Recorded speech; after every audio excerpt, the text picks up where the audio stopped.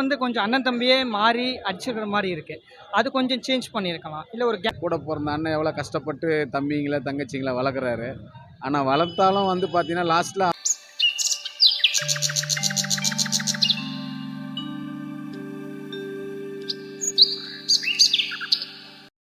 படம் வந்து எப்படி இருக்குன்னா, ஓகே ஃபைன் ஆக்ஷன் நல்லா இருக்கு. ஸ்க்ரீன் பிளே நல்லா இருக்கு. பட் வந்து ஸ்கிரிப்ட்ல வந்து கொஞ்சம் அண்ணன் தம்பியே மாறி அடிச்சுக்கிற மாரி இருக்கு. அது கொஞ்சம் சேஞ்ச் பண்ணியிருக்கலாம். இல்ல ஒரு கேங்ஸ்டருக்கும் ஒரு கேங்ஸ்டர் இருக்கிற மாரி இருக்கலாம். பட் இவங்களே ஆட்டோமேட்டிக்கா சேஞ்ச் ஆனது கொஞ்சம் ஒரு நம்ப தகுந்த மாரி இல்ல.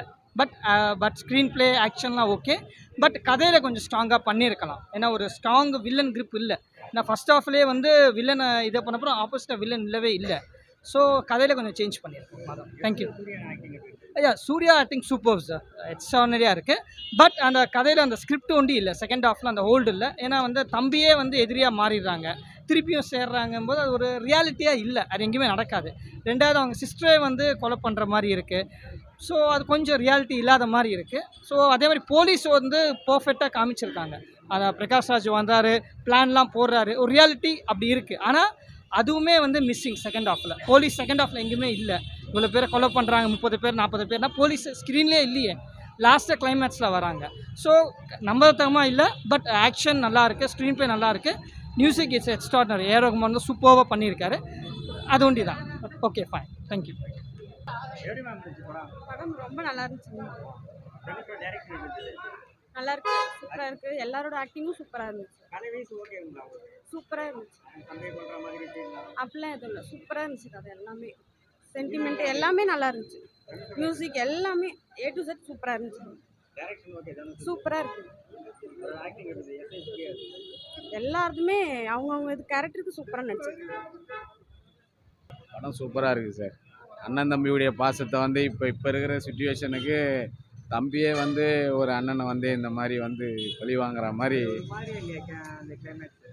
கிளைமேட்ஸ் இருந்தாலும், ஆனால் இன்னைக்கு இருக்கிற காலகட்டத்துக்கு வந்து கூட பிறந்த அண்ணன் எவ்வளோ கஷ்டப்பட்டு தம்பிங்கள தங்கச்சிங்கள வளர்க்குறாரு.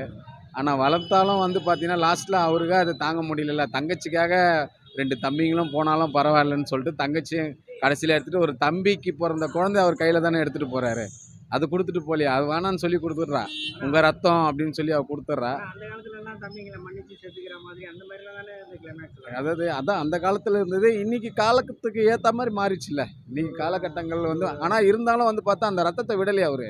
நம்ம தம்பிக்கு குழந்தை பிறந்த, ஆனால் அது வந்து பிறந்த குழந்தைய கொடுத்துட்றாங்க அவங்க வேண்டான்ட்டு. ஆனால் இருந்தாலும் இவர் என்ன பண்ண, நம்ம தம்பிக்கு குழந்தை அன்னைக்கு எப்படி அம்மாவை தங்கச்சியை விட்டுட்டு போனாங்களோ தூக்கிட்டு போனாலும், நீ தம்பிக்கு பிறந்த குழந்தை தான் ரத்தம் தானேன்ற கையில் தூக்கி அந்த கிளைமேக்ஸ் சூப்பராக கொண்டு வந்துட்டாங்க. அதில் இல்லை லாஸ்ட்டாக வந்து நல்லா எடுத்துகிட்டு போயிருக்காங்க. அந்த குழந்தைய அவர் எடுக்காத போயிருந்தா தான் ஒரு இதுவாக இருக்கும். பட் ஆனால் அவங்க பெற்றவங்க அந்த குழந்தைய கொடுத்துட்டு அவங்க ரத்தம் எடுத்துகிட்டு போங்கன்னு. ஆனால் இவர் அதை கடத்தை எடுத்துகிட்டு வந்துட்டார்.